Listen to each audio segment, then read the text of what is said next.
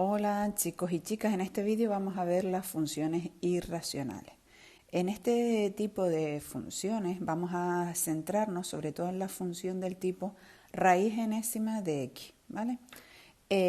Donde n va a ser un número mayor que 0 y que pertenezca a los números enteros. Lo que vamos a empezar a ver, a diferenciar entre cuando n es par y cuando n es impar. Si nos vamos a cuando el índice es par, sabemos que lo que está dentro de la raíz tiene que ser positivo o cero. En este caso, en este ejemplo, estamos centrándonos en que lo que está dentro de la raíz sea el valor de x, solamente sea x, la función x. Por lo tanto, si nos vamos a su dominio, no existiría para cualquier valor que fuera menor que 0. Existiría a partir de 0. Por eso nuestras funciones, la función raíz de x, siempre va a ser hacia el eje positivo. Y también va a ocurrir una cosa, que el valor de la función, al ser raíz cuadrada de x, nos va a dar siempre valores positivos. Entonces, para cada valor de x positivo me va a dar un valor de y positivo. Y solo va a tener esta imagen, la forma en cómo vamos a representar esa función va a ser diferente, ¿vale? Va a ser como las diferentes formas que nos aparecen en la imagen. ¿Qué pasa si la función es impar? Es decir, si el índice es impar. Pues la imagen que vamos a tener es, la representación gráfica va a ser de este tipo, porque una raíz de índice impar no nos va a dar ningún problema. Vamos a tener valores negativos y valores positivos. Pero tenemos que tener en cuenta que su representación gráfica va a ser como una S, ¿vale? Dependiendo de qué signo tengamos y demás, pues esto se irá ampliando, se irá disminuyendo, se trasladará hacia un lado. Vamos a hacer un ejemplo. El primero de todos, raíz cuadrada de x más 2. Cuando nosotros nos encontramos y nos solicitan que representemos una gráfica, lo que vamos a hacer es, lo primero es estudiar el dominio. Con el dominio nosotros vamos a poder saber de dónde a dónde va la función. Como hemos estudiado en anteriores vídeos, una función irracional de índice par, lo que tenemos que tener en cuenta es que lo que está dentro de la raíz tiene que ser mayor o igual que 0. Si resolvemos esto nos va a dar que el subdominio va a ir de de menos 2 a más infinito. ¿Qué significa eso? Que nosotros vamos a tener que nuestra gráfica va a estar dibujada de aquí hacia más infinito. Y eso es lo que tenemos que tener en cuenta, que no vamos a tener ningún valor que por debajo del menos 2 que me cumpla. Miren, si nosotros utilizamos, por ejemplo, el menos 4 más 2 es menos 2 y raíz cuadrada de menos 2 no existe.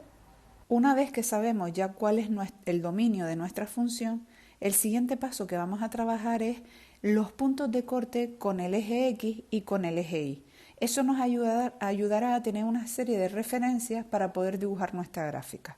¿Cómo calcular el punto de corte con el eje X? Si observamos, ¿vale? Si observamos nuestros ejes de coordenadas y observamos que para cualquier valor nosotros queremos saber qué punto de corte, ¿vale? Va a tener con respecto a este eje. Y tenemos que fijarnos cuánto vale la y en este punto, ¿vale? En cualquier punto de aquí. Pues la y vale 0. Por tanto, cada vez que nosotros tengamos que calcular el punto de corte con el eje X, lo que vamos a hacer es buscar en qué valores de X la función se nos va a hacer 0. Y en este caso lo que vamos a hacer es resolver la ecuación raíz cuadrada de x más 2 igual a 0. Y el resultado va a ser x igual a menos 2. Por tanto, nuestro punto de corte con el eje X va a tener como coordenadas, la X va a valer menos 2. Y la Y, ya lo habíamos dicho previamente, la Y va a valer 0. Por lo tanto, a la hora de representarlo gráficamente, nos vamos a venir. La coordenada X vale 2, vale menos 2. Y la coordenada Y vale 0. Por lo tanto, observando nuestro dominio, vemos que el valor de menos 2 estaba incluido. Por eso, miren, es el punto por donde empieza a arrancar mi función. Si nosotros vamos a estudiar ahora el punto de corte con el eje Y, lo que vamos a estudiar es qué valor toma la X con respecto al eje Y. Pues en ese caso, la X es igual a 0. ¿Y qué es lo que vamos a hacer? Calcular cuándo X vale 0. Aquí tengo mi segundo punto de corte, P sub 2, que tiene de coordenadas x0 y raíz de 2. A la hora de representarla gráficamente, raíz de 2 es 1,414 sucesivo, ¿vale? Aproximadamente será algo por aquí. Por lo tanto, eso me da pie a que si sabíamos que nuestras radicales de índice par tenían esta forma, solían tener esa forma, pues ya yo puedo representar gráficamente cómo va a ser mi función raíz cuadrada. ¿Qué ocurre?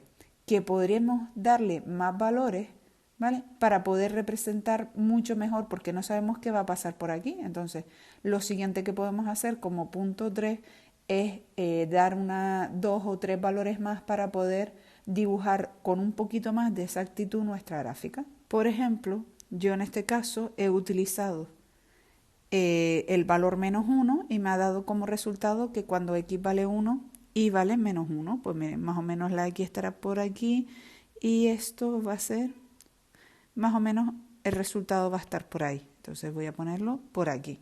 Y el otro valor que he calculado es que si x vale 7, y vale 3. Y ya yo puedo dibujar mi gráfica, todos estos puntos, y va a ser algo tal que así. Y ya yo puedo aquí decir que esta es mi f de x igual a la raíz cuadrada de x más 2. Si se dan cuenta, la gráfica de raíz cuadrada de x es muy similar. Es que la única diferencia que hemos hecho es una traslación horizontal con respecto a la raíz de x. Vamos a ver este segundo ejemplo. Es similar al anterior, la única diferencia es que ahora nuestro índice va a ser de un índice impar. Empezamos otra vez con lo mismo. Vamos a hacer los procedimientos del mismo. Calculamos su dominio, puntos de corte con los ejes de coordenadas y al final daremos un par de valores más para poder dibujar de forma correcta nuestra gráfica. Empezamos. Dominio. ¿Cómo es el dominio de una función irracional de índice impar? Pues miren, lo que tenemos que hacer es mirar lo que tenemos dentro de la raíz, porque por sí misma ella no nos va a dar problemas.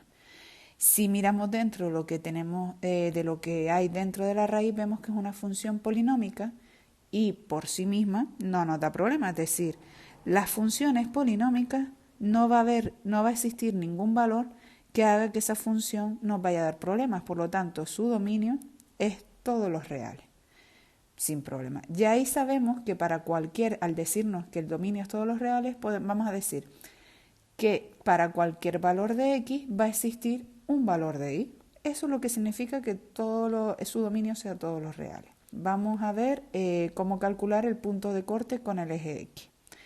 Pues para calcular el punto del corte con el eje x, lo que vamos a hacer es coger la función e igualarla a 0. Tenemos nuestro primer punto de corte, que lo voy a poner aquí arriba, que no tengo mucho espacio, que va a ser, cuyas coordenadas van a ser x igual a menos 2 y la y o su imagen va a ser 0. Lo mismo, vamos a hacer el mismo procedimiento con el eje y. Va a tener como coordenadas x va a valer 0 y su imagen va a ser raíz cúbica de 2. Tenemos el primero, vamos a representar P sub 1, que es menos 2, 0. Ese es el punto de corte con nuestra función. Y sería, pues si esto es 1, pues 1,26, pues la voy a poner tal que aquí, más o menos, ¿vale? Voy a borrar esto. Y ya sabemos que nuestra gráfica va a pasar, ¿vale?, tanto por este punto como por este. Por tanto, de aquí a aquí va a haber una unión. ¿De acuerdo? Entonces, esas son cosas que tenemos que tener claras.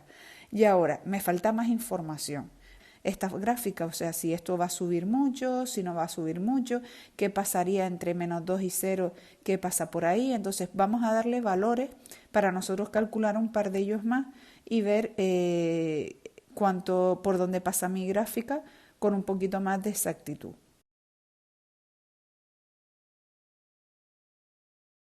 Si vemos que nuestra gráfica nos falta información, pues sabemos que le podemos dar todos los valores que necesitemos.